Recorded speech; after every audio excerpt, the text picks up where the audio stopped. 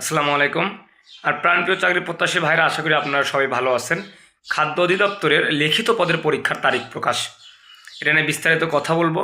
তার আগে বলে রাখি, চাকরির সকল তথ্য পেতে অবশ্যই পেজটি ফলো দেবেন এবং ইউটিউব চ্যানেল থেকে দেখলে এই চ্যানেলটি সাবস্ক্রাইব করবেন, যাতে বিভিন্ন চাকরির নিয়োগ সম্পর্কে আপডেট সম্পর্কে আপনারা জানতে পারেন। অবশ্যই পেজটি সাবস্ক্রাইব করবেন, এই চ্যানেলটি। মেইন কথায় আসি। আমরা জানি যে উপখাদ্যর পরিদর্শক যেটা এমসিকিউ পরীক্ষা অনেক আগে হয়ে গেছিলো, ডেট দেয় না এবং লিখিত পরীক্ষার শেষ পর্যন্ত ডেট দিয়ে দিছে 8ই মে। পরীক্ষা হচ্ছে 8 মে তারিখে পরীক্ষা অনুষ্ঠিত হবে খাদ্য অধিদপ্তরের। যাদের এই পদের বিশেষ সাজেশন প্রয়োজন, তারা অবশ্যই আমার হোয়াটসঅ্যাপ নাম্বারে যোগাযোগ করবেন।